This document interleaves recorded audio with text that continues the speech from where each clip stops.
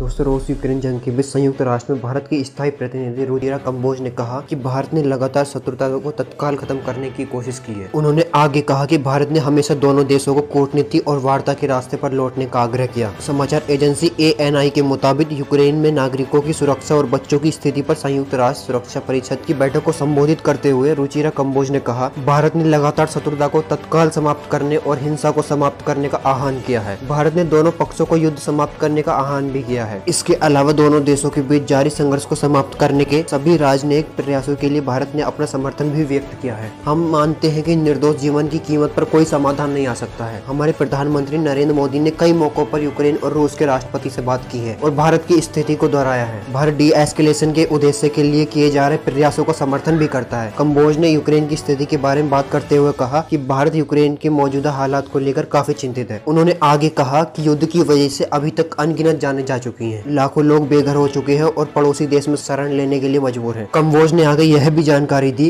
कि हम यूक्रेन को मानवीय सहायता प्रदान कर रहे हैं और यूक्रेन के कुछ पड़ोसियों को आर्थिक सहायता प्रदान की जा रही है। यूक्रेन संघर्ष का असर सिर्फ यूरोप तक सीमित नहीं है। संघर्ष विशेष रूप से विकासशील देशों में भोजन, उर्वरक और ईंधन सुरक्षा की चिंता को बढ़ा रहा है। बच्चे मानवता का एक तिहाई हिस्सा है और वो एक महत्वपूर्ण हिस्सा है क्योंकि वे दुनिया का भविष्य है। कंबोज ने कहा कि युद्ध की वजह से पूरे यूक्रेन में 7.5 मिलियन बच्चे प्रभावित हो चुके हैं। दरअसल दोस्तों, अपने संबोधन के दौरान कंबोज ने यूक्रेन में विदेशी छात्रों की स्थिति को याद किया और कहा, भारत ने 22,500 भारतीय नागरिकों की सुरक्षित वापसी की सुविधा प्रदान की, जिनमें से अधिकांश छात्र यूक्रेन के विभिन्न विद्यालयों में पढ़ रहे थे। हम अपने छात्रों को दोबारा शिक्षा प्रदान करने के लिए विकल्प तलाश रहे हैं। हम मेडिकल छात्रों के संबंध में इस वर्ष के लिए यूक्रेनी सरकार द्वारा दी गई छूट की सराहना करते हैं। उल्लेखनीय है कि भारत ने रूस के आक्रमण के बाद यूक्रेन में फंसे भारतीय नागरिकों को वापस लाने के लिए ऑपरेशन गंगा शुरू किया था। कंबोज ने उम्मीद जताई कि अंतर्राष्ट्रीय समुदाय मानवीय सहायता के आह्वान पर सकारात्मक प्रतिक्रिया देना जारी रखेगा। भारत ने अब तक यूक्रेन को मानवीय सहायता की 12 खेपें भेजी हैं।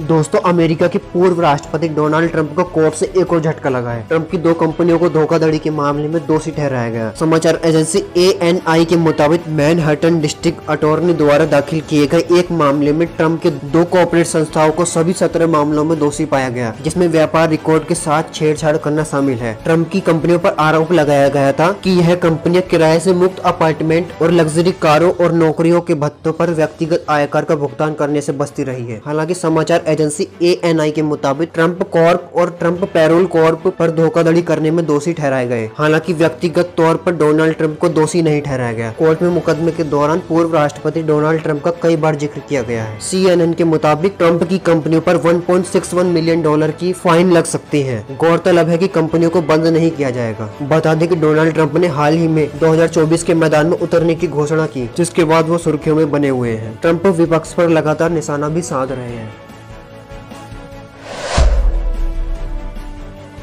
तो यूक्रेन के राष्ट्रपति व्लादिमीर जेलेंस्की ने मंगलवार को पूर्वी यूक्रेन में मौजूद सैनिकों से मुलाकात की। बता दें कि 6 दिसंबर को यूक्रेन में सशस्त्र बल दिवस मनाया जाता है। जेलेंस्की ने युद्ध में शामिल सभी सैनिकों को धन्यवाद दिया। इसके बाद कीव में राष्ट्रपति भवन में सैनिकों को संबोधित करते हुए जेलेंस्की ने कहा कि उन्होंने डोनबास में सैनिकों के साथ कुछ पल बिताए। युद्ध के दौरान रूस ने इस इलाके पर कब्जा कर लिया था, जिसे यूक्रेनी सैनिकों ने वापस रूस से छीन लिया। अपने ट्रेडमार्क खाकी हरे रंग में पहने कपड़े में जेलेंस्की ने कहा, हजारों यूक्रेनियन ने अपनी जान दे दिया ताकि वह दिन आ सके जब एक भी रूसी सैनिक हमारी भूमि पर नहीं रहेगा और जब हमारे सभी लोग आजाद होंगे। उन्होंने चिकित्सा कर्मचारियों और सैनिकों के माता पिता को धन्यवाद दिया। बता दें कि राष्ट्रपति ने रूस द्वारा यूक्रेन को सौंपे गए 60 युद्ध कैदियों का स्वागत भी किया। यूक्रेनी अधिकारियों को कहना है कि लड़ाई चारों ओर से बढ़ रही है क्योंकि रूसी सैनिक मैदान में असफलता के बाद डोनबास में अधिक पैर जमाने के लिए कब्जा करना चाहते हैं। दोस्तों, रूसी राष्ट्रपति ने टेलीग्राम पोस्ट लिखते हुए सैनिकों को धन्यवाद करते हुए कहा कि इस दृढ़ इच्छा शक्ति के लिए आपका धन्यवाद। आप हमारी स्वतंत्रता की चौकी हैं। उन्होंने आगे कहा कि मुझे विश्वास है कि अगली बार हम अपने यूक्रेनी डोनेट्स्क और लुहांस्क में मिलेंगे। गौरतलब है कि यूक्रेन ने लगातार दूसरे दिन रूस में घुसकर उसके एक और वायु अड्डे को निशाना बनाया। यूक्रेन ने एक दिन पहले रूस में सैकड़ों किलोमीटर अंदर 2 वायुसेना अड्डों को निशाना बनाया था। इसमें 3 लोगों की मौत भी हुई थी।